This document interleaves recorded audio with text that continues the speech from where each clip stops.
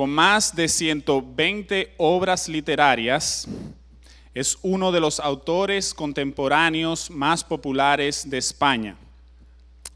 Entre sus obras más reconocidas se encuentran La mandrágora de las 12 lunas, El último tren a Zúrich, El legado del cristianismo en la cultura occidental, El pecado de Sodoma, entre otros, algunos de los cuales se estarán vendiendo aquí esta noche.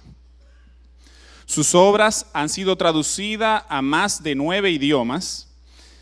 Actualmente reside en los Estados Unidos, donde es miembro de la Real Academia de la Lengua Española. Escribe en columnas de varios periódicos prestigiosos. Ha sido director de varios programas exitosos de radio y televisión. Y es un reconocido por su defensa y promoción de los derechos humanos. Para Grupo Acción Cristiana y la República Dominicana, es de gran satisfacción presentarles al laureado escritor, historiador y conferencista español, el doctor César Vidal. Recibámosles con un fuerte aplauso.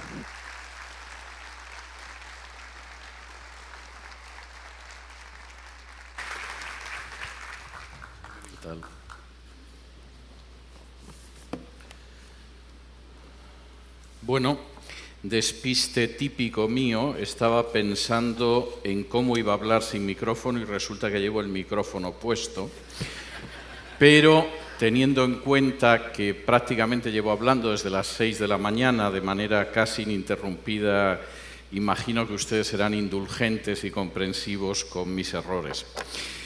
La semana pasada me encontraba en la ciudad de Buenos Aires, estaba dictando algunas conferencias y de pronto me llegó una información relacionada con un eurodiputado británico cuyo nombre es Nigel Farage, que se estaba quejando de la intervención de instancias extranjeras en la política de países de la Unión Europea. Él decía que podía entender que no se hablara nada más que de la manera que Rusia supuestamente quería intervenir en los países de la Unión Europea, pero le parecía absolutamente escandaloso que, por ejemplo, nadie hablara de la forma en que, por ejemplo, las fundaciones del multimillonario norteamericano George Soros intervenían en las legislaciones de la Unión Europea. Nigel Farage sabía lo que decía. Apenas medio año antes, en uno de mis programas de radio, yo había mencionado cómo una de las fundaciones de George Soros se jactaba de tener el apoyo de nada más y nada menos que la tercera parte de los diputados del Parlamento Europeo para su agenda política. Esos diputados iban desde la extrema izquierda hasta la extrema derecha, pasaban por los partidos clásicos de izquierdas y derechas e incluso incluían partidos independentistas como por ejemplo los partidos nacionalistas vascos y catalanes en España. Sin diferencia ideológica, al menos una tercera parte de los eurodiputados apoyaban la agenda de Soros. Curiosamente, de esa tercera parte de los eurodiputados entraban en la agenda de Soros porque apoyaban dos cuestiones muy concretas. La primera era la inmigración indiscriminada dentro de las fronteras europeas. Eran eurodiputados que consideraban que no había que controlar las fronteras, que no había que frenar la entrada masiva de musulmanes en el territorio de la Unión Europea, sino que había que mantener una política de puertas abiertas. El otro tema, y era muy importante, era la ideología de género. Y como muy bien decía Farage, ¿por qué estamos hablando de la supuesta influencia rusa en la Unión Europea, que está por demostrar, cuando está más que demostrado que hay organizaciones privadas que marcan la agenda de las legislaciones de la Unión Europea, que controlan dentro de esa agenda a no menos de la tercera parte de los eurodiputados y además lo hacen con unos intentos ideológicos destructivos, como es la falta de control en las fronteras, como es también el hecho de la ideología de género. Me voy a detener esta noche en la ideología de género, porque la ideología de género es un plan absolutamente ambicioso para cambiar el género humano de una manera que ni siquiera los grandes estados totalitarios del siglo XX soñaron en cambiarlo. Hitler podía pensar en una Europa que estuviera libre de judíos y en el avance de lo que era el espacio vital del Imperio alemán, pero no pensó en cambiar la naturaleza humana, no se le ocurría que eso fuera posible. Stalin pudo pensar, por supuesto, en un gobierno mundial comunista, en una sociedad distinta, en la dictadura del proletariado, pero desde luego no se le pasó por la cabeza que pudiera haber un cambio de la naturaleza humana. La ideología de género está convencida de que va a cambiar totalmente la naturaleza humana que conocemos. Y es así porque piensa que somos hombres y mujeres no de manera natural, sino como construcciones de la sociedad. En el Manifiesto de la Contrasexualidad, uno de los textos canónicos de la ideología de género, se afirma de la siguiente manera: los hombres y las mujeres son construcciones del sistema heterosexual de producción y reproducción que autoriza el sometimiento de las mujeres como fuerza de trabajo sexual y como medio de reproducción. La contrasexualidad apunta a sustituir ese contrato social que denominamos naturaleza por un contrato contrasexual. En este nuevo contrato, los cuerpos no se reconocen como hombres y mujeres, sino como cuerpos hablantes. En otras palabras, no existe una cosa que se llama naturaleza y que señala claramente que somos hombres y mujeres, incluso a simple vista, sino que por el contrario eso procede de un supuesto contrato social que se produjo no sabemos en qué momento de la historia y que decidió que había hombres y mujeres y que además las mujeres iban a ser las que iban a tener hijos.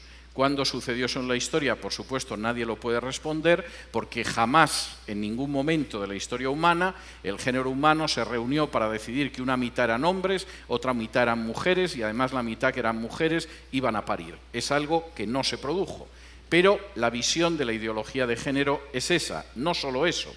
Considera que como al final el género lo crea la sociedad, no es algo natural, sino algo que deriva de la sociedad, ese género se puede cambiar de manera totalmente voluntaria, de la misma manera que uno puede cambiar de trabajo, o puede cambiar de estudios, o puede cambiar los zapatos que lleva en ese momento. No hace falta que les diga que esta visión de la naturaleza humana, de los hombres y las mujeres, de la sociedad tal y como se puede cambiar, es absolutamente absurda, es disparatada. Primero, de entrada, nuestra naturaleza marca de manera inexorable, indiscutible, irreversible que somos hombres o mujeres. Si de pronto una señora decide que en realidad se siente hombre y se hace extirpar los genitales femeninos y los sustituye por una reconstrucción de unos genitales masculinos y se inyecta hormonas masivamente, hormonas de carácter masculino, por supuesto, su estructura cromosomática, su estructura genética sigue gritando que es una mujer. Sí, por supuesto es una mujer hormonada, sí, por supuesto es una mujer a la que le han mutilado sus órganos genitales, sí, por supuesto es una mujer a la que le han implantado algo que se parece a los órganos sexuales de un varón, pero su estructura cromosomática sigue gritando que es una mujer. Si un hombre en un momento determinado decide que no, que en realidad no es un hombre, sino que es una mujer, y se inyecta masivamente hormonas femeninas y se hace extirpar sus genitales masculinos y le reconstruyen algo que se parece a los genitales femeninos, de todas formas su código genético, su composición cromosomática sigue gritando que es un hombre, por supuesto, con toneladas quizá de hormonas femeninas, con unos órganos genitales masculinos extirpados y, por supuesto, con unos órganos que parece ser que son como los femeninos. Pero su naturaleza sigue gritando que es un hombre. Y el hecho de cómo nos sentimos es algo que no cambia en absoluto la realidad de las cosas. Hace apenas unos meses, una señora en España decidió llevar a los tribunales su causa porque estaba totalmente convencida de que era la hija del genial pintor español Salvador Dalí. Tenía una convicción absoluta, Llegó hasta los tribunales, exigió ser reconocida como hija de Dalí y, por supuesto, recibir la parte que le correspondiera de la herencia. Es posible que fuera sincera y que creyera que era la hija de Dalí y que se acostara todas las noches sintiendo que era la hija de Dalí. Su biología decía lo contrario. Y, por supuesto, cuando realizaron un examen de ADN y se vio que no tenía nada que ver con Salvador Dalí, lo que ella sintiera, pensara o quisiera no tenía importancia. La biología era muy clara, no tenía la menor relación con Salvador Dalí. Esto que parece que es muy claro, cuando una persona dice que es la hija de un pintor y luego no lo es, al parecer sucede todo lo contrario cuando la ideología de género impera y efectivamente si uno siente que es una mujer siendo un hombre, hay que reconocer que es una mujer porque lo siente. Esto es algo absolutamente disparatado y de hecho tengo que decirles que si yo ahora desde este púlpito dijera que me siento que soy Jesucristo, seguramente antes de acabar la exposición aparecerían 2 personas con bata blanca que cortésmente me llevarían a alguna clínica. Eso si alguien del público no me bajara de aquí porque estoy disparatando. Por supuesto yo podría sentir en el fondo de mi corazón que soy Jesucristo, pero es obvio que no lo soy. Y por supuesto nadie atendería esa situación. Sin embargo, si yo dijera que en vez de César Vidal me siento una mujer que se llama Carmencita, es posible que me dieran una subvención pública en algunos países, por ejemplo, en España. Lo que marca la diferencia es la ideología de género. Pero plantéense lo que puede ser ese sentimiento y cómo rechazamos como criterio de verdad el sentimiento. Imagínese cualquiera de ustedes que tiene hijos que de pronto su hija padece anorexia. Y le dice, papá, no voy a comer, voy a seguir sin comer. Yo me miro en el espejo y me veo como un hipopótamo, papá, no voy a comer. Y por supuesto, la persona que sufre esa visión totalmente distinta de la realidad, es posible que cuando se contemple en el espejo, de pronto lo que piense es que parece un hipopótamo, aunque los que la vemos sabemos que lo que parece es una deportada de un campo de exterminio. Bien, ¿qué padre sensato le diría a su hija, es verdad, hija, eres un hipopótamo, no comas, sigue perdiendo peso? O por el contrario, un padre sensato diría, bueno, hija, vamos a ver cómo solucionamos esto, porque te puedo asegurar que eres lo menos parecido a un hipopótamo que se puede encontrar en Santo Domingo. Si haríamos eso por un hijo anoréxico, ¿cómo somos capaces de admitir todo lo contrario en el caso de un transexual? Simplemente porque nos lo dicta la ideología de género. La ideología de género no solamente es una forma absurda, irracional y totalitaria de pretender cambiar la sociedad, es auténticamente una amenaza para cualquier sociedad que quiera seguir siendo libre, próspera y soberana. Voy a intentar explicarles cómo se puede imponer algo tan absurdo y de hecho el mero sentido común muestra lo absurdo de la ideología de género y después voy a intentar mostrarles las consecuencias de esa ideología de género. La ideología de género, en primer lugar, se impone por la manipulación del lenguaje y, por supuesto, por un casi monopolio de los medios de comunicación. Socarides, uno de los psiquiatras norteamericanos especialistas en la homosexualidad, muerto no hace mucho tiempo, contaba en uno de sus libros una anécdota peculiar. Dice que en cierta ocasión estaba la televisión puesta en su casa, estaba sentado con su esposa y empezaron a aparecer imágenes del Día del Orgullo Gay, de las carrozas con imágenes no precisamente elegantes ni estéticas de homosexuales mostrándose más bien, exhibiéndose el Día del Orgullo Gay. Y dice que en ese momento escuchó como su esposa decía, le están lavando el cerebro a la sociedad. Y Socarides dice que en ese momento dijo, es verdad, estamos asistiendo a una gigantesca operación de lavado de cerebro. La ideología de género avanza sobre la base de la manipulación del lenguaje y sobre la manipulación, además de los medios de comunicación. En el terreno de los medios de comunicación es muy fácil.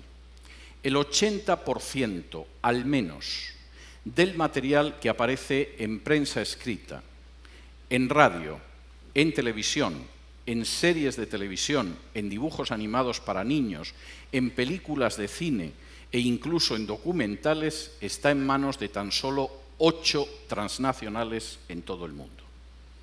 De manera que finalmente conducir a millones, centenares de millones de seres humanos en una sola dirección es enormemente fácil. Eso en el terreno de la información, porque en el terreno del ocio y del entretenimiento es peor.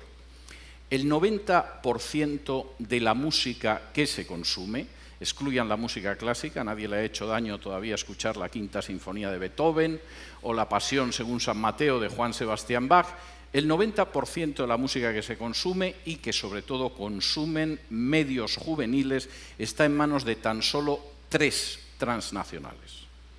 Algunos de los CEOs de estas transnacionales no ocultan que son profundamente anticristianos. Y por supuesto no ocultan, cada vez son más explícitos, los contenidos en vídeos musicales de carácter pornográfico o de carácter ocultista. No es difícil ver vídeos en este sentido. El 90% de la pornografía que se consume en este planeta está en manos de 3 transnacionales.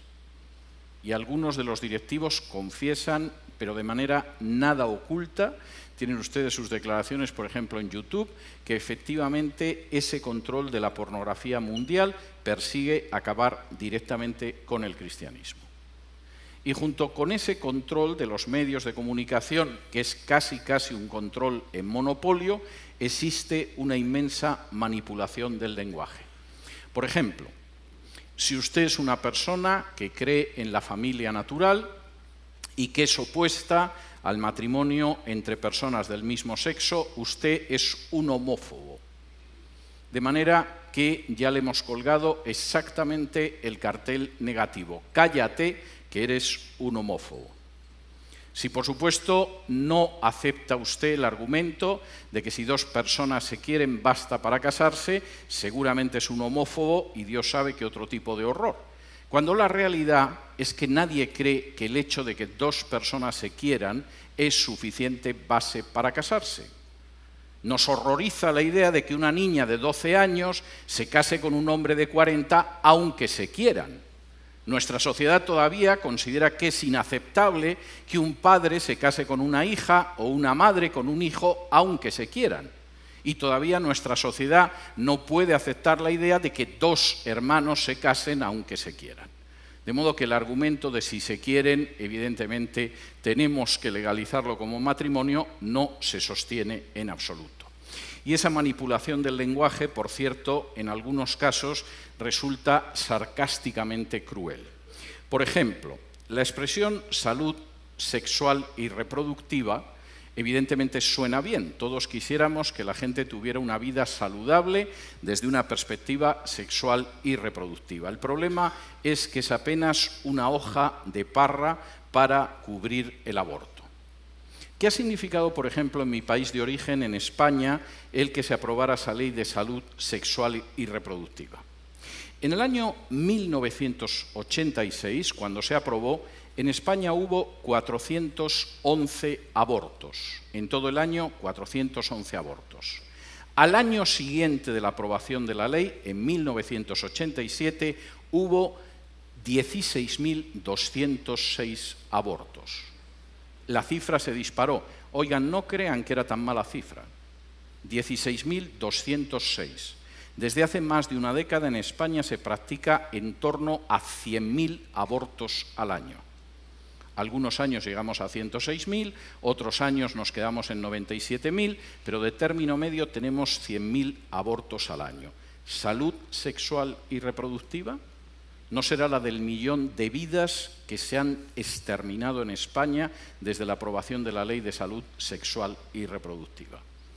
Y por supuesto, ese millón de muertos no va a recibir en absoluto voz en ningún sitio. Son una consecuencia directa de la ideología de género. No crean, en algunos países la cifra es peor. En Estados Unidos, desde la legalización del aborto, el número de fetos que han encontrado la muerte supera en 10 veces el Holocausto judío durante la Segunda Guerra Mundial. el número de negros exterminados mediante el aborto en Estados Unidos supera también el número de millones de judíos exterminados durante el nazismo. A esto se le llama salud sexual y reproductiva. Segundo, la ideología de género no solamente avanza a través de la manipulación grosera del lenguaje y de los medios de comunicación, sino también a través del sistema educativo. Ignoro si la gente que impulsa la ideología de género acudió a algún colegio jesuita y aprendió esa máxima de la Compañía de Jesús, de que si me dais a un niño los 7 primeros años de su vida siempre va a estar en mis manos. Pero sea así o no, evidentemente la ideología de género empieza desde la infancia más temprana. En España, desde el año 2006, está en vigor una asignatura que recibe el nombre de Educación para la Ciudadanía, una nueva manipulación del lenguaje. A todos nos gustaría que educaran como buenos ciudadanos a nuestros hijos. Nos gustaría que conocieran la Constitución, los pactos universales de derechos humanos, la Declaración Universal de Derechos Humanos, la Carta de las Naciones Unidas, etcétera, etcétera, etcétera. La educación para la ciudadanía no tiene nada que ver con eso. Es un simple canal de adoctrinamiento para los niños en la ideología de género. De hecho, en el caso de España, desde los 2 años se enseña a los niños la ideología de género, desde el jardín de infancia. De manera que cuando un niño tiene como grandes problemas, por ejemplo, aprender a abrocharse los cordones de los zapatos o controlar los esfínteres, en las escuelas españolas se les enseña ya lo maravilloso que es, por ejemplo, el matrimonio homosexual. Y, por supuesto, en los libros de texto, desde la infancia, se les muestra que hay formas de vida sexual en la naturaleza que no son heterosexuales y que, por lo tanto, demuestran hasta qué punto el hecho de mantener relaciones que no son heterosexuales es totalmente natural. Los 2 ejemplos que se citan en los libros de texto españoles son interesantes y me van a permitir que me detenga en ellos. El primero es el caballito de mar. Bueno, cualquiera que vea un caballito de mar y a un señor es que no encuentra la diferencia. Yo a veces me he puesto a hablar con un caballito de mar pensando que era un vecino, de modo que yo puedo entender que efectivamente el caballito de mar sea un ejemplo de otra forma de sexualidad distinta.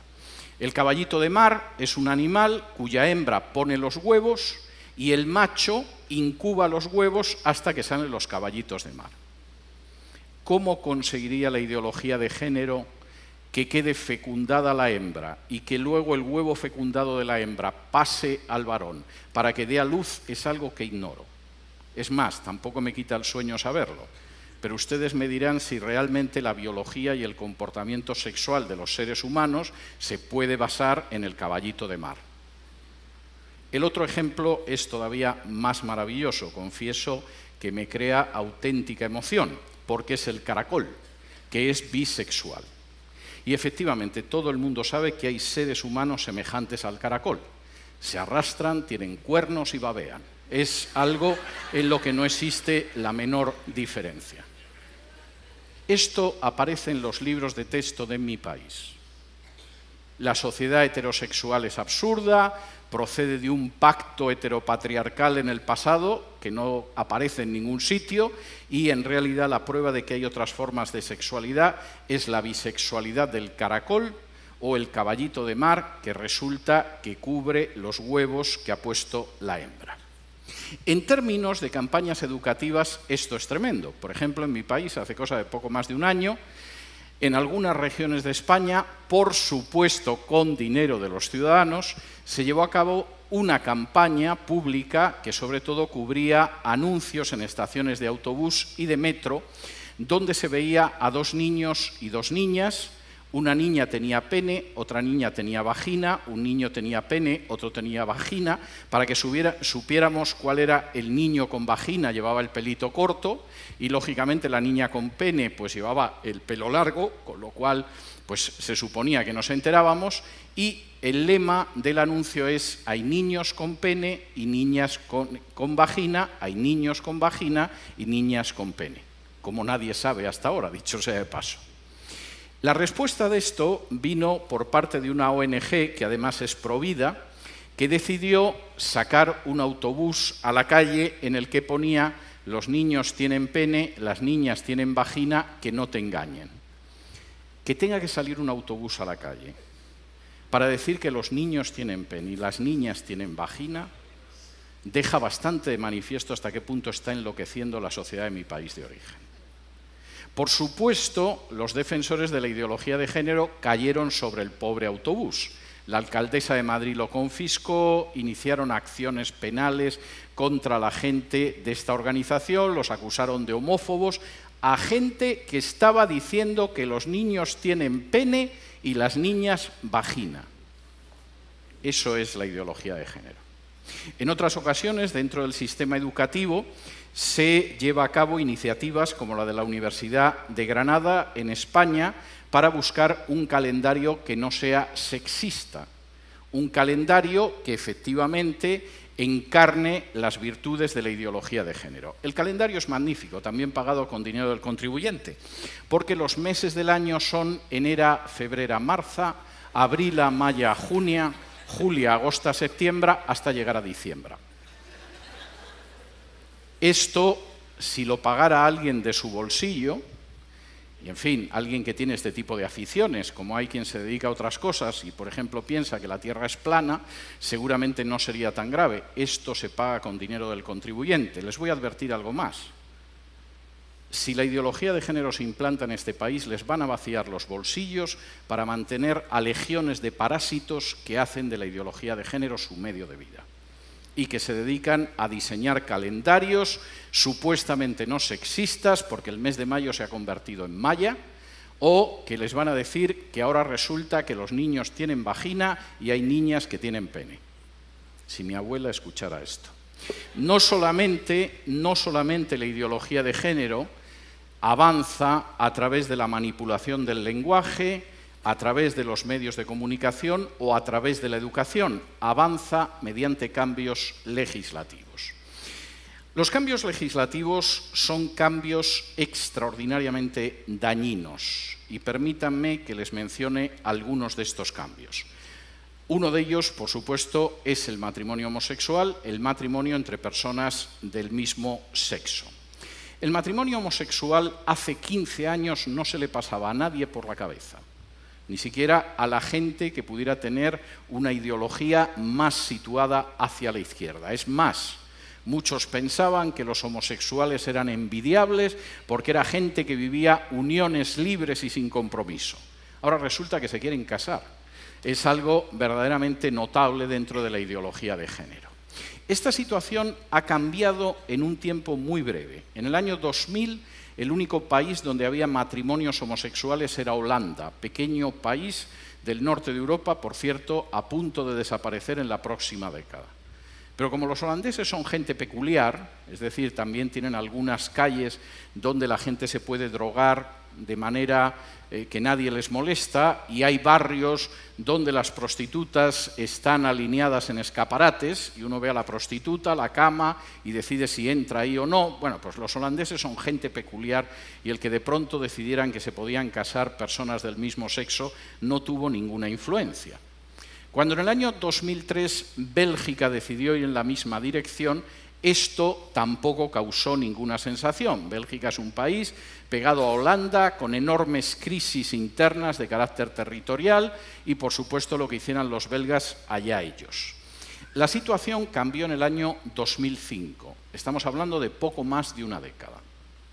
Y cambió en el año 2005 por dos sucesos que se produjeron de manera simultánea en dos países que se suponía que iban a tener una repercusión internacional. El primero fue Estados Unidos. En el estado de Massachusetts se produjo la aprobación del matrimonio homosexual.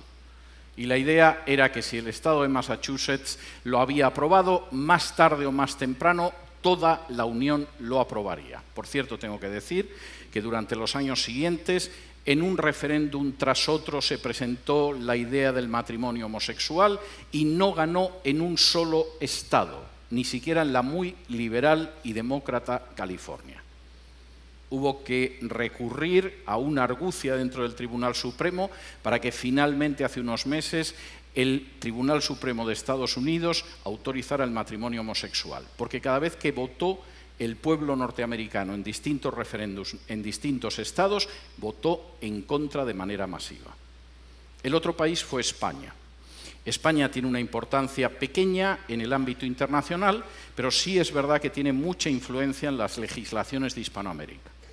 Y la idea era que si Estados Unidos finalmente iba a poder extender esa influencia, en el caso de España, más tarde o más temprano, toda Hispanoamérica seguiría el mismo camino. Y por cierto, no se equivocaron.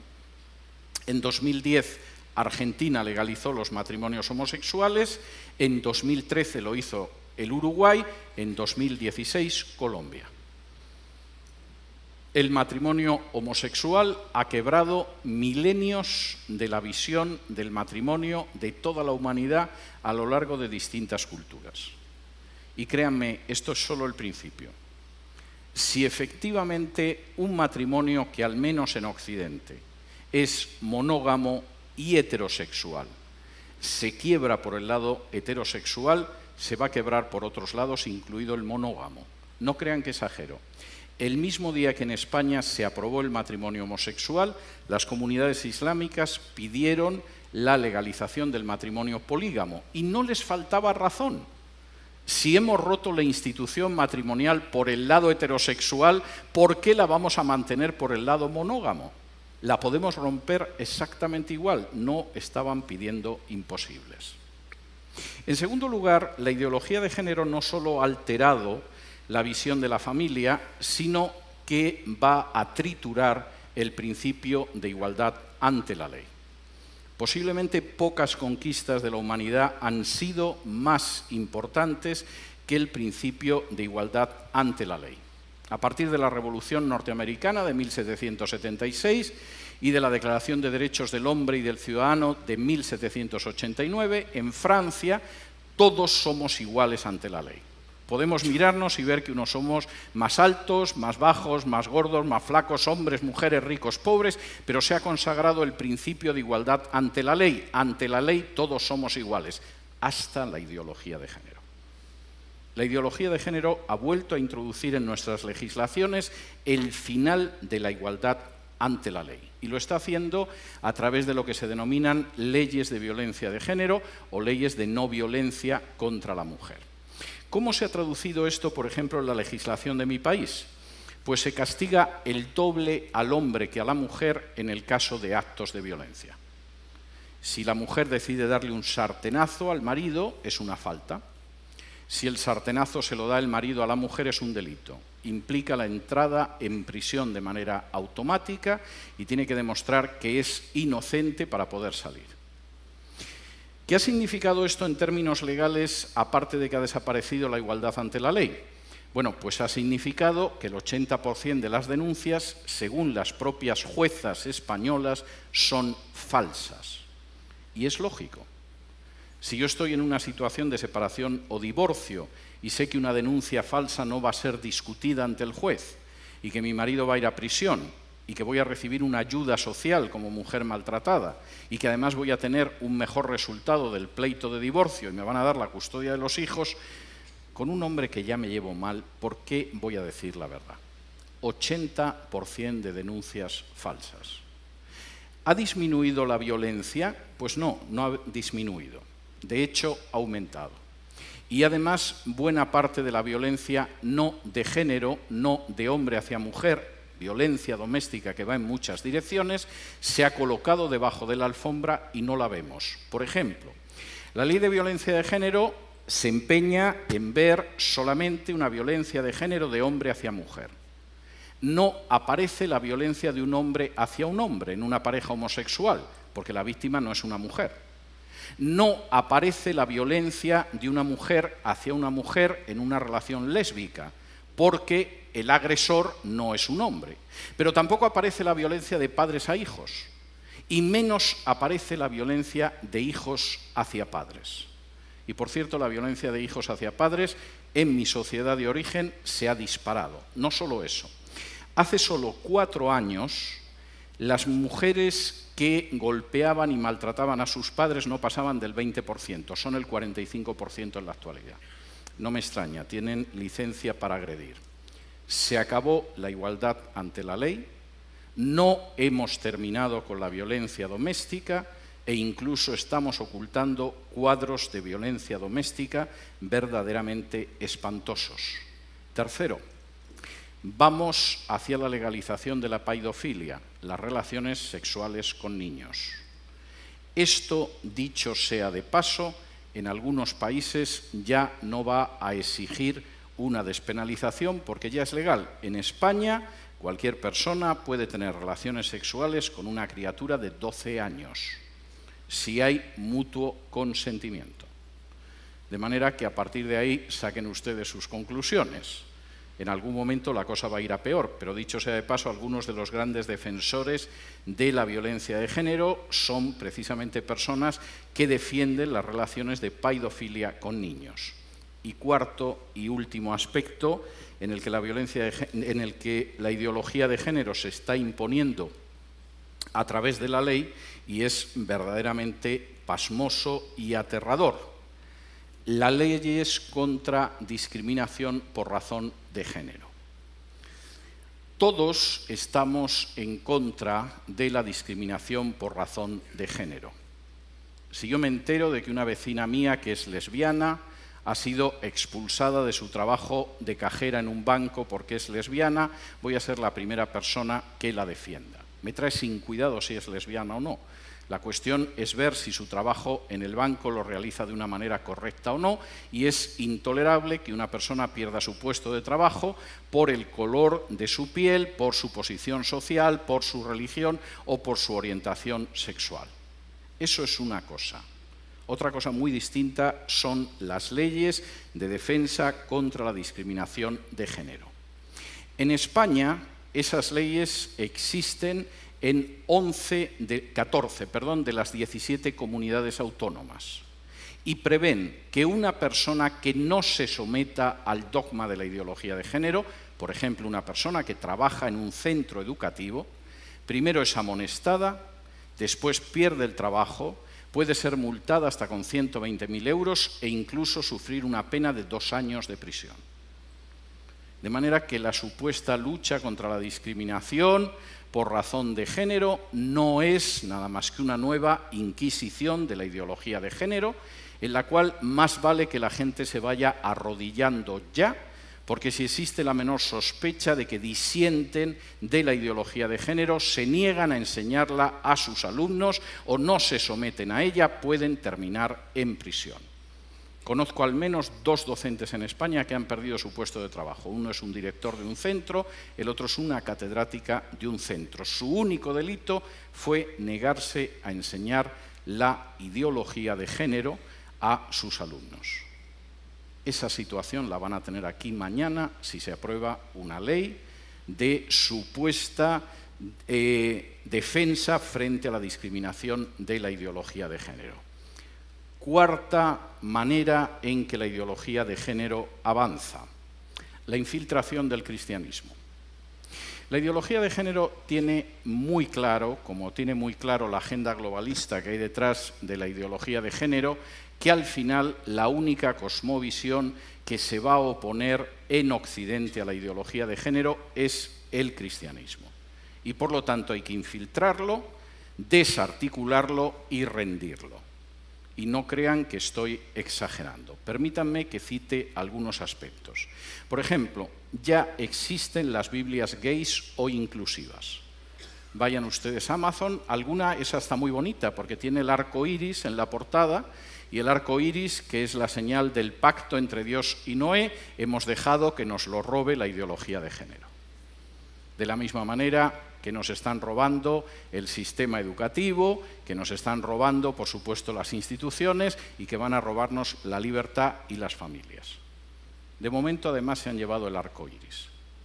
Existen esas Biblias, son unas Biblias extraordinarias, porque resulta que cuando aparece en la Biblia textos donde se habla en contra de las prácticas homosexuales, la nota a pie de página te aclara que el texto dice exactamente lo contrario de lo que dice el texto. Es verdaderamente notable. En otros casos, y esto todavía es más peligroso, existe una articulación de una teología gay. Incluso en Estados Unidos tiene un nombre, que es el de Queer Theology, La traducción en español es muy fuerte, en inglés han conseguido acostumbrarse a ella. Vamos a traducirla como teología homosexual, pero el término en inglés es bastante más fuerte. Y la queer theology se ha convertido en una forma de teología. Si van ustedes, por ejemplo, al buscador de Amazon en Estados Unidos y ponen queer theology, se van a quedar sorprendidos de los centenares de obras de teología, de ideología de género que ya existen. Es común en la queer theology afirmar que Jesús era homosexual. Hay un libro de uno de estos teólogos, de Hugh William Montefiore, diciendo que Jesús era homosexual. Es común decir que la Biblia está llena de historias de amor homosexual maravillosas. No las hemos encontrado en 2000 años, pero esta gente se ha ocupado de enseñárnosla. Y de hecho hay una teóloga lesbiana muerta hace poco que se llama Marcella Althaus Reed, que sostiene esto. Y hay libros que son comentarios a todo el Nuevo Testamento, mostrándonos cómo el Nuevo Testamento en realidad es una defensa de las relaciones homosexuales y no nos habíamos enterado hasta ahora. En este libro que tengo aquí, publicado en español, previamente en inglés, un libro cuyo autor se llama Thomas D. Hanks y que se titula El Evangelio Subversivo, tiene además un subtítulo muy bonito, porque dice Buenas nuevas para pobres, marginados y oprimidos. ¿Quién no querría que los pobres, los marginados y oprimidos tengan buenas nuevas? ¿Quién no quiere en realidad una buena salud sexual y reproductiva? El texto del Nuevo Testamento es pervertido una vez tras otra. Por ejemplo, en el comentario de Mateo, cuando un centurión se acerca a Jesús y ese centurión le pide que cure a su criado, y Jesús cura al criado del centurión, nos enteramos de que en realidad el centurión era el amante del esclavo. Nunca lo habíamos descubierto leyendo los evangelios, pero gracias a libros como los del señor Hanks, de pronto lo comprendemos. Y entonces leemos cosas así. Tales oficiales militares romanos, habiendo escogido una profesión en el extranjero que los obligaba a dejar a sus esposas en Italia, una coyuntura conveniente para los que de todos modos no querían una esposa, comúnmente tomaban a un joven esclavo masculino como amante. Esto es una idiotez.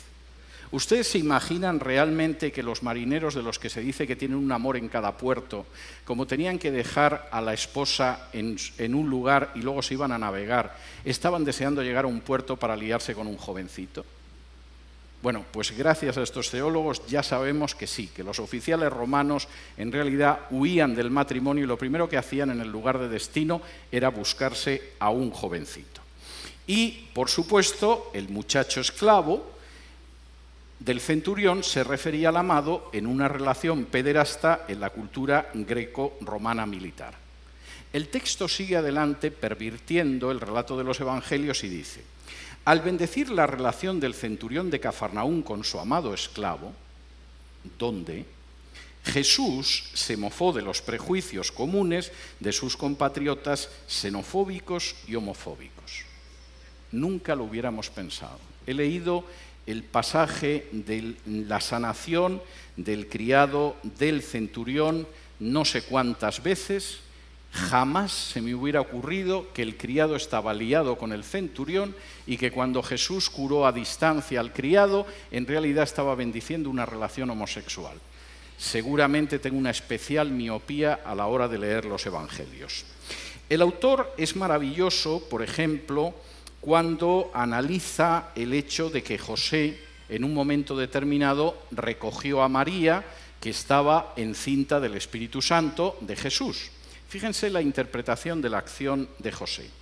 José es un modelo para personas queer que subvierten las normas de la sociedad al unirse sin respaldo legal, procrear hijos de maneras no tradicionales y formar nuevos tipos de familias. Y se queda, por supuesto, tan fresco después de escribir esto. No crean, la cosa es peor, no les voy a leer todo, pero hay algunas de las afirmaciones que no tienen desperdicio. Por ejemplo, al llegar al Evangelio de Juan, fíjense en esta apreciación abiertamente blasfema acerca de la figura de Jesús, hablando del discípulo amado. El texto puntualiza que ese amor especial, el de Jesús hacia el discípulo amado, consistía en la cercanía física y la intimidad corporal. Es decir, ser el discípulo amado por Jesús con un amor diferente era experimentar intimidad física como hábito común. Jesús, además de amar a todos sus discípulos, tenía un amado de quien era el amante. De modo que ya saben ustedes que el discípulo amado hemos descubierto, gracias a la infiltración de la ideología de género, que era el amante de Jesús y era una relación que conocía todo el mundo. No solo eso, dice, cuando reconocemos que Jesús y el discípulo amado eran una pareja de amantes, el sentido de las palabras de Jesús se hace transparente. Jesús reconoce su relación especial con este discípulo como parecida al noviazgo o matrimonio, y el discípulo amado viene a ocupar el lugar de un hijo adoptivo de María. Juan señala que la relación homoerótica entre Jesús y el discípulo amado lleva implicaciones y responsabilidades que trascendían la muerte. No era una relación clandestina. La ideología de género no se para en el respeto ni siquiera hacia las cosas más sagradas.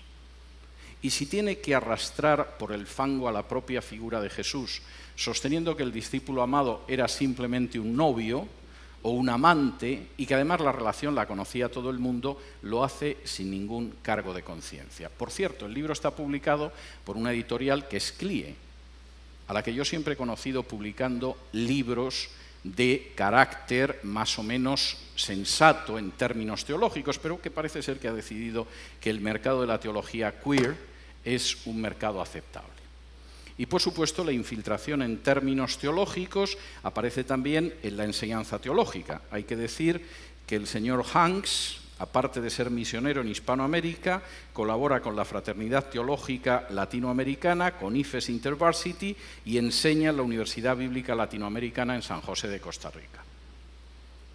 Lo cual es algo como para sentirse contento, porque también esto entra dentro de las entidades interconfesionales, donde hay denominaciones que deciden casar a parejas homosexuales y que, por supuesto, si alguien cuestiona esa conducta, se va a encontrar con el hecho de que como mínimo lo van a tachar de fanático religioso, lo van a tachar de homófobo y a lo mejor hasta de supremacista blanco.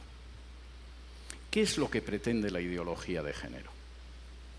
Si realmente se está implantando a través de la ley, de la educación, de la infiltración del cristianismo, de los medios de comunicación, de la manipulación del lenguaje que pretende un nuevo modelo de sociedad, y tengo que decir que además ese modelo de sociedad lo expresa claramente en algunos textos como el manifiesto de la contrasexualidad. Voy a leerles algunos párrafos de este manifiesto para que vean que no es fruto de mi mentalidad calenturienta lo que les estoy diciendo. Lo que les cito literalmente lo leo de la fuente literal. En ese manifiesto, por ejemplo, se dice lo siguiente: la contrasexualidad apunta a sustituir ese contrato social que denominamos naturaleza por un contrato contrasexual.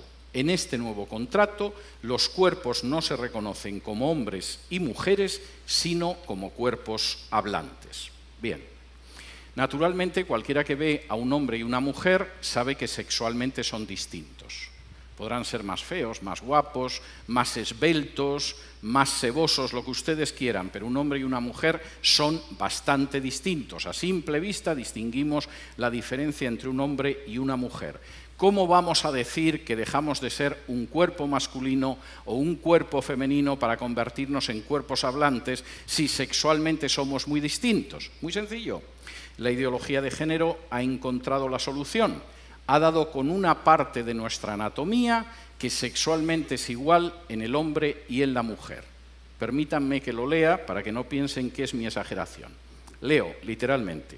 El ano es el espacio erógeno a potenciar, es el espacio neutro para todos los cuerpos hablantes y presenta tres características. Primera, el ano es el centro erógeno universal situado más allá de los límites anatómicos impuestos por la diferenciación sexual. Segundo, es una zona de pasividad privilegiada, un centro de excitación y placer que no figuraba en los puntos anatómicos placenteros. Tercero, el trabajo del ano no apunta a la reproducción ni al nexo romántico. No soy un especialista en anos, lo confieso, pero no me cuesta reconocer que seguramente el ano de un hombre y el de una mujer no deben de ser muy distintos, sobre todo teniendo en cuenta cuál es su función. Pero en cualquiera de los casos reconozcamos que esto no deja de ser un disparate y que cualquier persona que escribiera algo así, si no fuera un defensor de la ideología de género, pensaríamos que necesita un tratamiento especializado urgente. La ideología de género no solo va en esa dirección, tiene una serie de principios de la sociedad contrasexual. De nuevo, permítanme que les lea textualmente. La sociedad contrasexual demanda que se borren las denominaciones masculina y femenina correspondientes a las categorías biológicas del carné de identidad. Tras la abolición del sistema de reproducción heterocentrada, la sociedad contrasexual impone abolición del contrato matrimonial y todos los sucedáneos liberales como el contrato de parejas de hecho. Ya lo saben, el contrato matrimonial se acabó, hay que acabar con el matrimonio. Abolición de los sistemas de transmisión y el legado de los privilegios patrimoniales y económicos adquiridos por los cuerpos hablantes en el marco del sistema heterocentrado. Olvídense de dejar algo en herencia a sus hijos. Si no les han vaciado los bolsillos antes los recaudadores de impuestos, de todas formas olvídense, porque la cuestión va en el sentido de no poder transmitir el patrimonio en una relación heterocentrada. Universalización de las prácticas estigmatizadas como abyectas, resexualizar el ano, difundir, distribuir y poner en circulación los nuevos códigos díldicos, parodiar y simular nuevas formas orgásmicas no relacionadas con el romanticismo, pudiendo desvelar los beneficios de la violencia y el dolor, lo cual resulta escalofriante. Por si todo esto les parece poco, la sociedad contrasexual no conducirá jamás al acto de reproducción. Los métodos de contracepción y de interrupción del embarazo serán distribuidos por todas partes, siendo obligatorios para todo cuerpo hablante. Es decir, la contracepción obligatoria y el aborto obligatorio. La contrasexualidad denuncia, persigue y castiga las políticas psiquiátricas, médicas y jurídicas que impidan los cambios de sexo. Y la sociedad contrasexual demanda la abolición de la familia nuclear. El programa no tiene mucha discusión y ciertamente si sale adelante la sociedad que vamos a conocer va a ser una sociedad muy distinta. Y por supuesto ustedes tienen que preguntarse si esto es lo que quieren dejar a sus hijos. Si efectivamente el panorama con el que ustedes sueñan es un panorama en el que la familia desaparecerá porque se ha convertido en un enemigo a batir, en el que por supuesto dejaremos de ser hombres y mujeres y vamos a pasar a ser cuerpos hablantes, en el que ustedes no van a tener la menor posibilidad de educar a sus hijos ni criarlos porque no les van a dejar.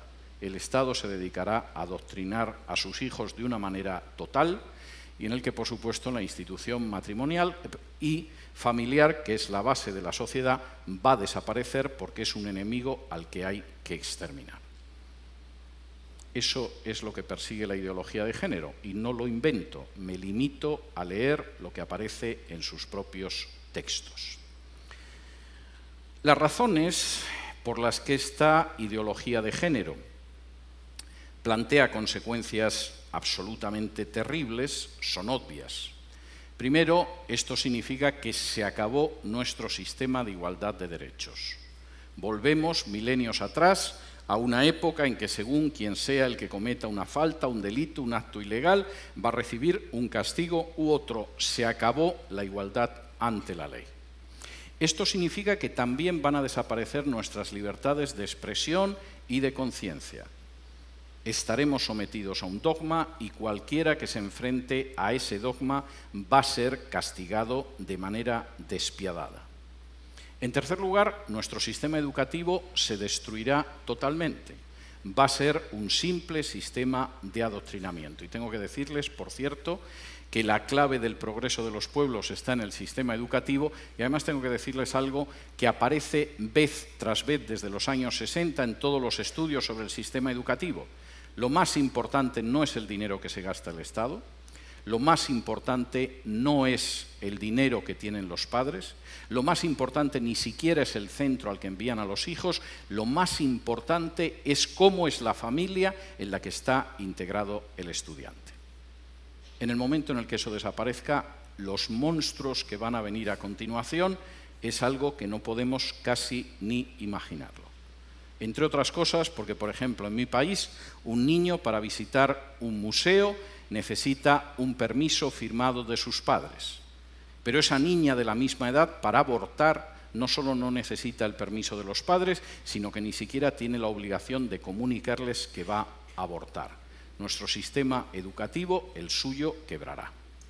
Y en cuarto lugar, a eso se sumará la erosión de la familia, donde, por cierto, se socializa a los seres humanos, le guste o no le guste a la ideología de género, y donde se decide en buena medida el destino de una criatura en cuestiones como la delincuencia, como su encaje dentro de la sociedad o su progreso. Es algo que se decide en la familia, dejará de decidirse.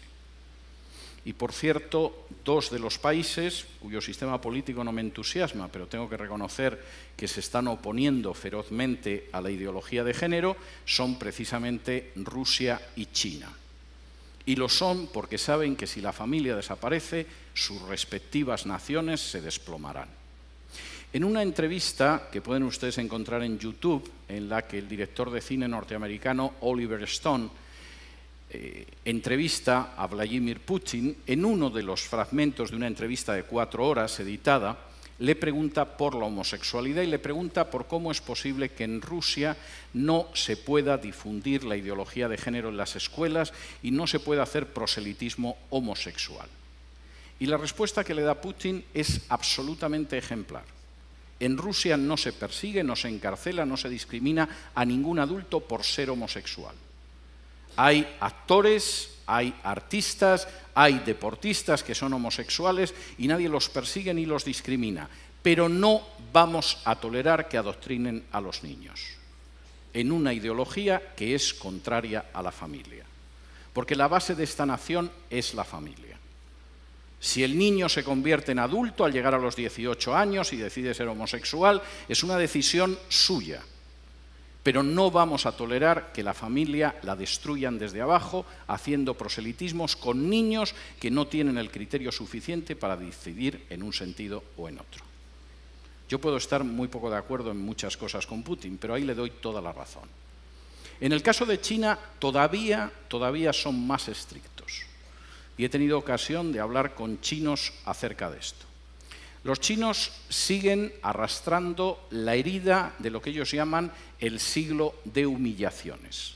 Hace ahora poco menos de un siglo, los británicos, que ambicionaban apoderarse de la porcelana, del té, de la seda china, quisieron hacerse con ella, pero los chinos no veían que los ingleses tuvieran nada con lo que pudieran intercambiar la seda, el té o tantas cosas valiosas. De modo que los ingleses, puesto que nada de lo que ellos vendían les interesaban a los chinos, decidieron venderles drogas y les obligaron a abrir puertos por los que introducían el opio para consumo de los chinos. Los chinos se opusieron, la Marina británica era más poderosa, y después de perder 2 guerras no tuvieron más remedio que aceptar puertos extranjeros que introducían el veneno de la droga en China y que sumieron durante prácticamente un siglo a China en el mayor sometimiento y la mayor explotación a potencias extranjeras que había vivido en una historia milenaria. La visión de los chinos sobre la ideología de género es la misma. Esto es peor que el opio que trajeron los ingleses. Y si dejamos que entre en nuestra sociedad y que destruya la familia, el efecto va a ser peor que el opio británico. No lo vamos a tolerar. No porque seamos cristianos, el régimen es un régimen ateo, sino porque creemos en la familia y sabemos que la nación se basa sobre la familia. Me da mucho pesar que naciones que no son cristianas, sin embargo, a la hora de defender a la familia, parece que tienen una idea más clara que otras naciones que supuestamente lo son. En quinto lugar, y esto es tremendo, la ideología de género es una bomba de relojería demográfica. No hay nación ni cultura que pueda sobrevivir con un crecimiento demográfico inferior al 2,5. Están ustedes ya por debajo del 2,5 en la República Dominicana. Hasta el 2,3, que es su tasa de crecimiento en estos momentos, tienen posibilidad de reacción. Todavía es reversible, quizá en una generación, un proceso de desplome demográfico. A partir del 2%, no hay esperanza. Cualquier cultura, cualquier nación está condenada sí o sí. La ideología de género va a conseguir que Europa, la Europa que yo he conocido, desaparezca en una generación, quizá en menos. En España la tasa de crecimiento demográfica es del 1,1. Es normal, hemos matado más de 1 millón de criaturas en el vientre de sus madres, siguiendo la supuesta salud sexual y reproductiva. La tasa de crecimiento de los musulmanes en España es del 8,1. Como ven, el futuro que le espera a la cultura española y a la nación española no es ideal. Reduzcan ustedes su tasa de crecimiento. Bajen del 2,3 en el que están ahora a un punto de crecimiento demográfico donde se condenen a sí mismos como país y como cultura. Y después solo falta que puedan entrar en masa inmigrantes de otro país sin ningún tipo de control y la República Dominicana que ustedes conocen habrá desaparecido antes de un cuarto de siglo. Denle las gracias a la ideología de género en ese sentido. Finalmente, y esto me parece muy importante, la ideología de género es un ataque directo contra la soberanía nacional. Finalmente, no es algo que deciden los políticos de este país. Los políticos de este país, en muchos casos, ignoran qué es la ideología de género, como los políticos de otro país. En otras ocasiones solo piensan en su propia promoción personal.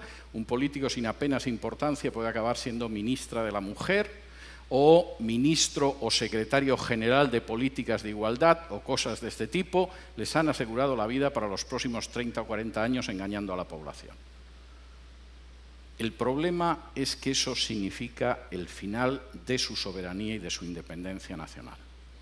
La ideología de género se está imponiendo en países donde para poder recibir ayuda de instituciones internacionales, préstamos, renovación de créditos, se exige y se presiona a esos países para que admitan en su derecho interno la ideología de género. Y he tenido la posibilidad de hablar con dirigentes de países de Hispanoamérica y no de Hispanoamérica que tenían que confesar las angustiosas presiones que habían recibido de organizaciones ligadas a Naciones Unidas o al Departamento de Estado de Estados Unidos para admitir la ideología de género en su seno o enfrentarse con una situación difícil desde una perspectiva económica. No existe ningún derecho que permita, legitime o tolere que una instancia exterior del tipo que sea imponga a una nación la ideología que tiene que tener. Por muy pequeña que pueda ser esa nación, por muy reducido que sea su peso en el concierto internacional, por muy joven incluso que pueda ser en términos históricos, no existe organización internacional, fundación privada o país extranjero que tenga derecho a imponerle la ideología de género. Y eso es algo que ustedes tienen que tener claro.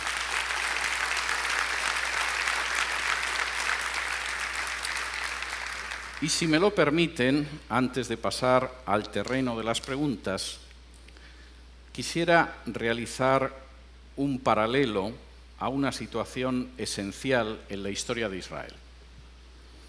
Cuando de pronto, después de recibir las normas que podían permitir que Israel viviera como una nación ejemplar, como una luz para las naciones, como una verdaderamente nación próspera, Las palabras que aparecen en la Escritura es: delante de vosotros he colocado el camino de la vida y de la muerte.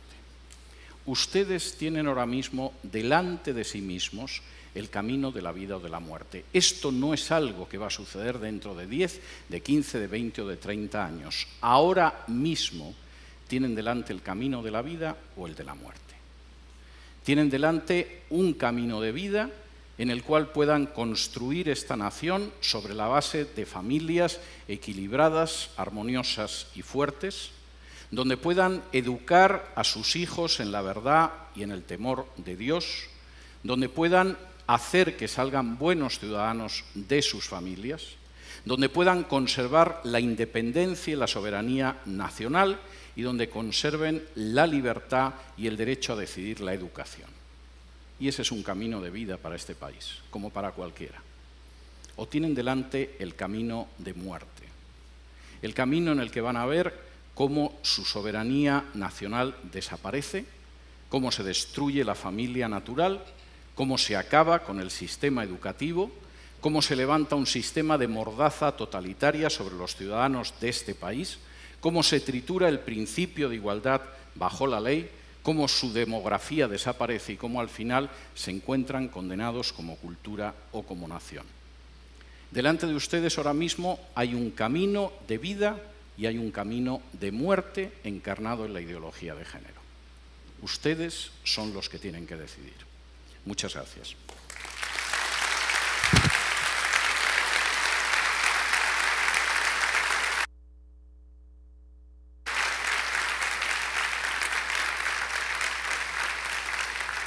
Y creo que ahora tenemos un tiempo para preguntas. No sé exactamente cómo nos vamos a ubicar, pero no sé si tengo que bajar o alguien va a subir o...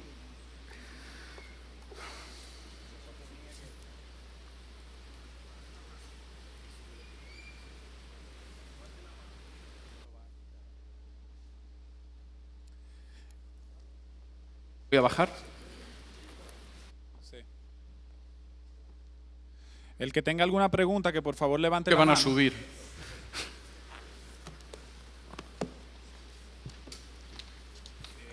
Los papelitos, don Edgar. Si hay atrás en el... Okay. Sí, claro.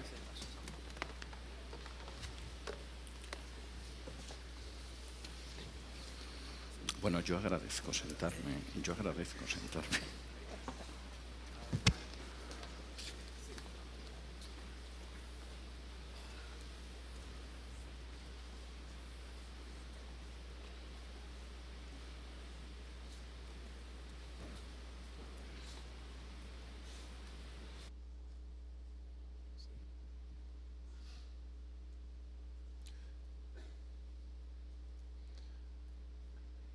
Levantando la mano, le llevarán un papelito.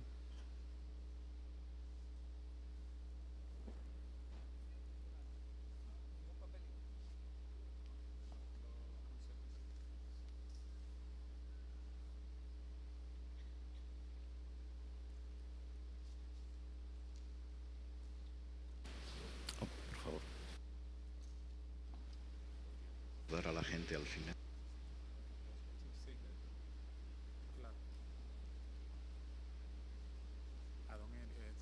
¿Están sorteadas esa ya?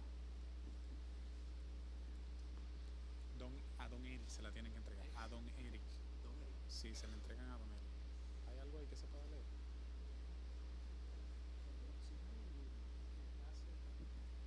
¿No hay otra pregunta? Vamos a esperar. ¿Dónde está don Eric?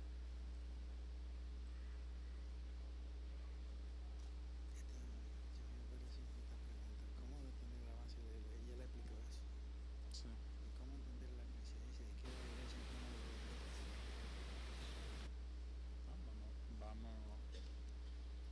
Vamos a hacerle esa pregunta.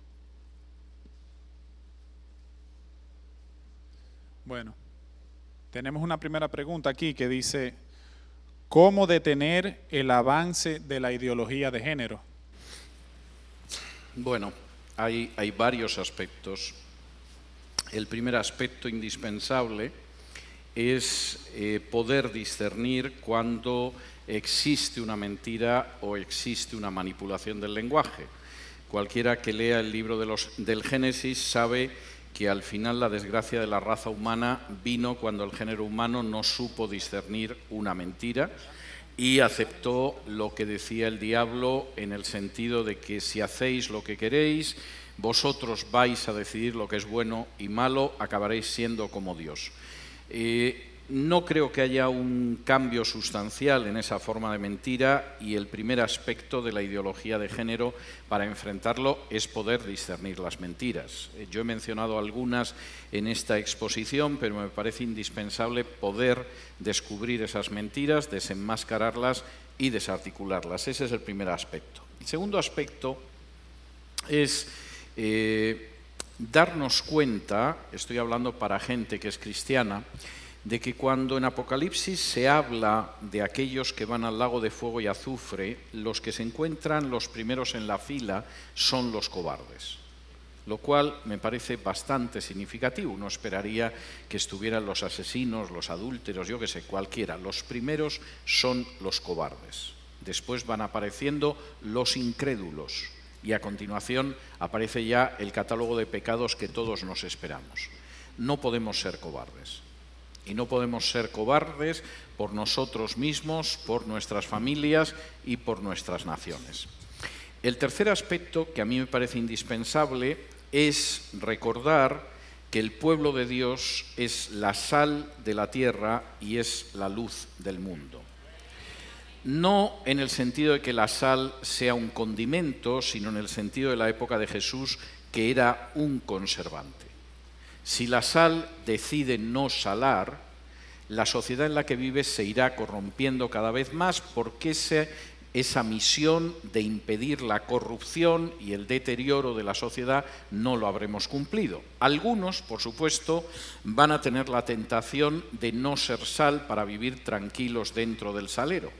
Pero Jesús advierte que cuando la sal no actúa como sal, lo que viene a continuación no es tranquilidad.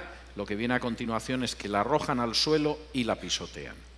Y si alguien piensa que la actitud de los cristianos en la República Dominicana mejor es mirar para otro lado, no ocuparse de la amenaza de la ideología de género y no buscarse líos, está muy equivocado. Primero, está incumpliendo con su misión de ser la sal del mundo, y segundo, después irán a por ellos. Porque en cualquiera de los casos la ideología de género solo quiere gente sometida, ni siquiera se conforma con los que se callan. De manera que al final la sal que no quiera salar será pisoteada por las gentes. Y por supuesto, si la luz no da luz, la sociedad en la que vivimos será simplemente tinieblas. Última cuestión que me parece importante es el hecho de que comuniquen esto a la gente que conocen. Los movimientos que han conseguido oponerse con éxito a la ideología de género eran movimientos muy pequeñitos inicialmente. Yo conozco personalmente la Iglesia del Perú, que decidió en un momento determinado decir: a mis hijos no los toques. Y sé cuándo se colocaron delante de un canal de televisión para cantar un himno que habían compuesto para esa ocasión con velas. Y sé cómo ninguna televisión quiso reproducir esas imágenes, porque significaba que había una resistencia a la ideología de género. Y sé cómo decidieron no rendirse y defender a sus naciones y defender al Perú. Y consiguieron detener esa situación. Ustedes tienen que darse cuenta de que tienen que asumir esa responsabilidad. Tienen que asumirla, si es necesario, escribiendo a sus legisladores, hablando con la gente, enviando cartas a los medios de comunicación, actuando de 1000 maneras. Y el lema, en buena medida, aunque vaya más allá de eso, sigue siendo: a mis hijos no los toques. No tienes ningún derecho a decidir lo que va a ser la vida de mis hijos, ni la libertad ni los derechos de los padres. Bien. Aquí hay una pregunta que está muy relacionada con nuestra nación. Permítanme, por favor, presentar al resto del panel. Tony Flaquer ya lo conocen, Sugel Michelel y José Alberto Ortiz, miembro de Acción Cristiana. Y yo entiendo que esta pregunta es para uno de los dominicanos. ¿Qué opinión tiene sobre las mujeres maltratadas por sus parejas o exparejas? ¿Por qué están pasando tantos feminicidios en República Dominicana? Creo que esa pregunta debe responderla el pastor Sujel Michelén. Pastoralmente hablando, porque entiendo que hay una causa espiritual y moral, que quién mejor que un hombre de Dios, un pastor como Sujel Michelén, para responder esa interrogante. Bueno, lo primero es que nosotros como creyentes condenamos absolutamente cualquier tipo de maltrato contra la mujer o contra cualquier persona en la sociedad. Pero tenemos que reconocer que en sociedades muy machistas es verdad que las mujeres muchas veces tienden a ser maltratadas y nosotros nos oponemos tajantemente a que eso ocurra y creemos que en países como los nuestros, donde ese tipo de cosas ocurre, básicamente es porque la justicia no actúa de una manera ejemplar para detener y causar temor en aquellos que se atrevan a maltratar a una mujer. Ahora bien, la razón por la que hay feminicidios en el mundo, y es la misma razón por la que hay cualquier tipo de pecado, es precisamente por la caída del hombre. El hombre decidió quitar a Dios del panorama, el hombre decidió ser su propio punto de apoyo, el hombre decidió ser su propio Dios, y esa es la consecuencia. Entonces, el punto aquí no es, como se pretende, tener una supuesta ideología de género que aparentemente enarbola la bandera de protección hacia la mujer, cuando en realidad, como ya César habló abundantemente en esta noche, lo que hay detrás es una agenda muy perversa que al final de cuentas va a hacer daño al hombre, a la mujer, a los niños, a las niñas. Entonces el problema está en el pecado. La pregunta es cómo nosotros podemos combatir el pecado, y la respuesta es predicando el Evangelio. Y en ese sentido yo quería hacer un llamado. Yo sé que hay pastores aquí, personas que inciden en la vida de sus iglesias. Una de las cosas que nosotros debemos hacer, no solamente para detener la ideología de género, también para detener el feminicidio o cualquier tipo de violencia doméstica, es predicar correctamente la palabra. Nosotros no estamos para hablar de filosofía en los púlpitos, nosotros estamos para predicar la palabra de Dios. Pero cuando la palabra de Dios se predica correctamente, nosotros estamos transmitiendo una cosmovisión, estamos transmitiendo una forma de pensar correcta a la membresía de la iglesia, que se va a expandir a lo largo de la sociedad. Y de esa manera nosotros estamos siendo sal y luz. Entonces, pastores, prediquen la palabra, prediquen el Evangelio, porque el Evangelio sigue siendo poder de Dios para salvación. Y feministas se van a convertir en hombres responsables, y de igual manera mujeres feministas se van a convertir en mujeres responsables que cumplan con el rol asignado por Dios en la sociedad, en el hogar, en la iglesia. Hay un elemento que me parece importante, porque de nuevo es un caso de manipulación del lenguaje. El que yo apunte a un problema no quiere decir que yo tenga la solución del problema. Otro de los engaños y de las manipulaciones de la ideología de género es decir, bueno, existe maltrato a mujeres, existe homicidios cuyas víctimas son mujeres, la solución es la ideología de género. No, existe un problema y necesariamente lo que usted cree que es la solución no tiene por qué ser la solución. Yo puedo indicarle a una persona que su dentadura está en una pésima condición, y sin embargo, si yo le recomiendo que todos los días se cepille la dentadura con azúcar, no estoy apuntando a la solución a su problema, estoy apuntando al final de su dentadura.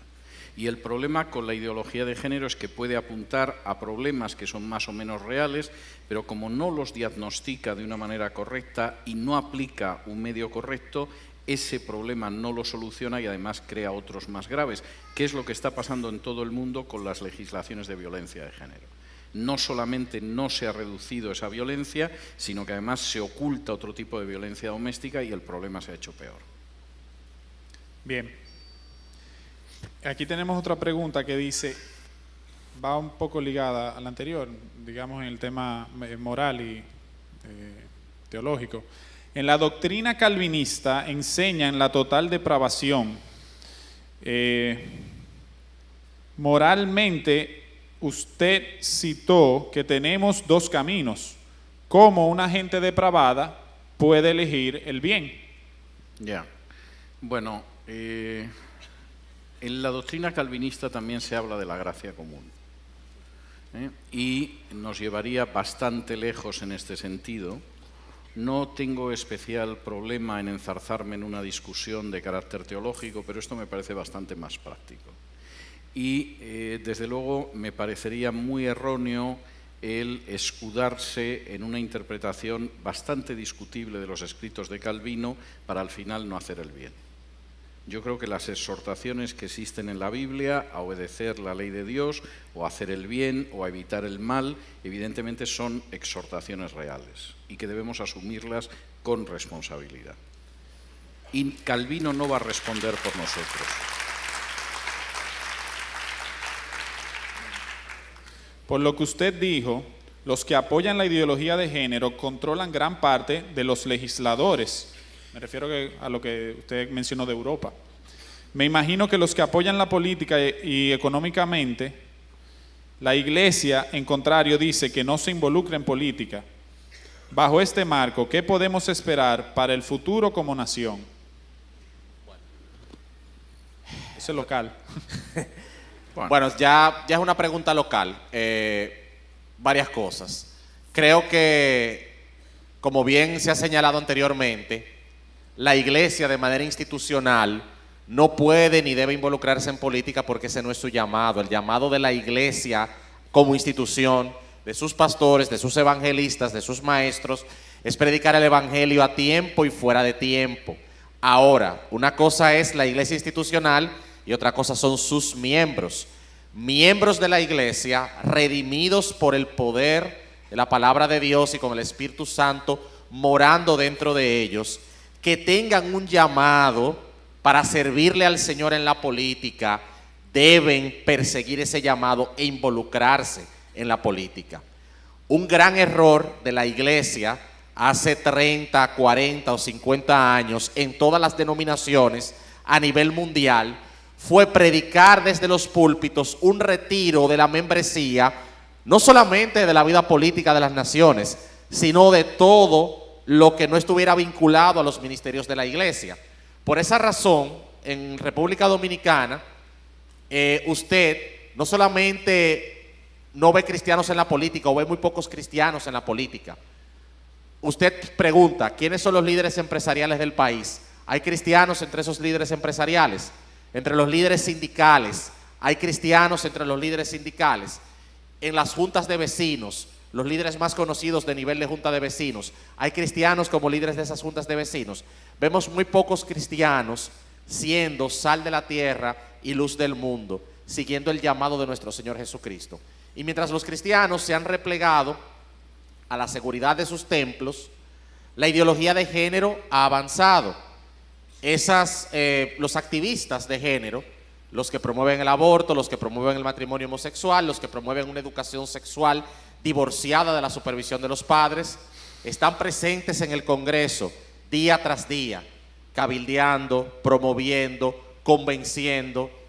Yo quiero públicamente darle las gracias a Dios, porque a pesar de Grupo Acción Cristiana ser una entidad con apenas 4 años de fundada, el Señor en su providencia, en su gracia y en su soberanía, movió los corazones de casi 80 diputados para que asistieran hoy a un hotel a escuchar al doctor César Vidal hablar de ideología de género, encabezados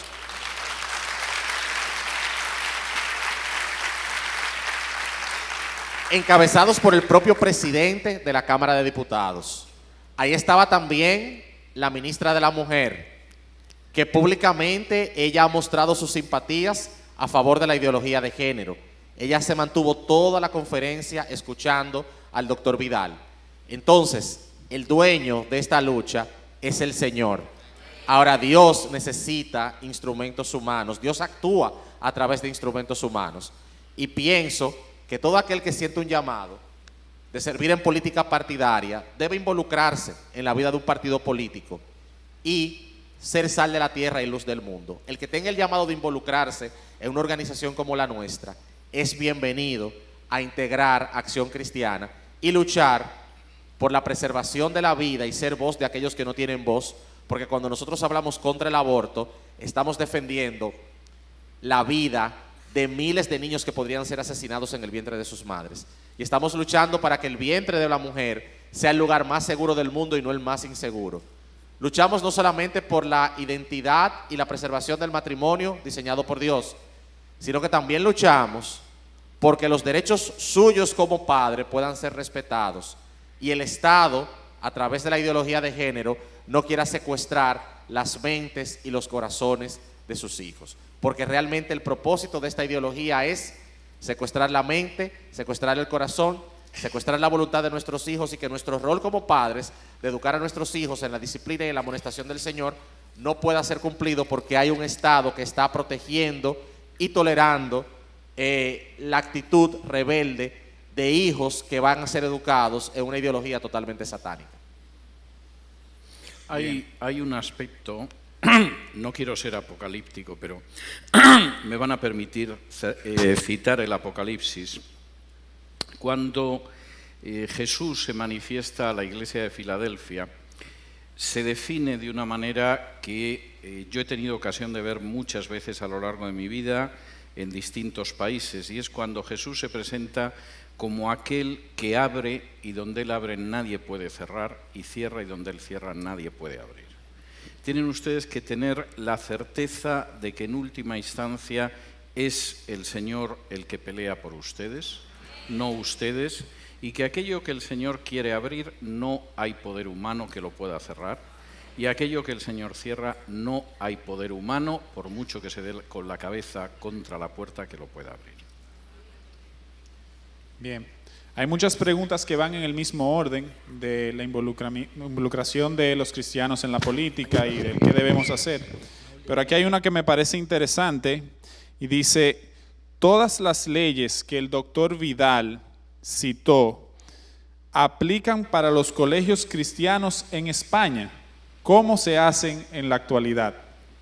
Aplican y, por supuesto, está provocando una situación de mucha inquietud porque el problema es todo lo que va a venir a continuación. Vamos a ver, en estos momentos no todas las comunidades autónomas en España tienen una ley de defensa contra la discriminación por razón de género, que es la manera en que, manipulando el lenguaje, se denomina una ley de censura contra aquellos que disienten de la ideología de género. Pero en aquellas donde existe, por supuesto, esto va a implicar enormes problemas en el futuro, aparte de los que ya existen. Yo he mencionado el tema educativo porque ya conozco víctimas del tema educativo, pero va a haber otras. Por ejemplo, si mañana se le presenta una pareja de homosexuales a un pastor y le dicen que quieren que los case, es posible que le puedan aplicar la pena por una ley en contra de la discriminación por razón de género. Porque ¿por qué se niega a casar a dos lesbianas o a dos varones que son homosexuales? Y los está discriminando. Dirán ustedes, no, eso no va a pasar aquí. Esto está pasando en Estados Unidos. En Estados Unidos ahora mismo hay un proceso pendiente en el Tribunal Supremo de un pastelero cristiano al que vinieron a su pastelería para que hiciera una tarta de boda para una pareja homosexual. Se negó a hacerla y se querellaron contra él por discriminar a una pareja homosexual. Lo condenaron, el asunto va a llegar al Tribunal Supremo y no sabemos qué va a pasar.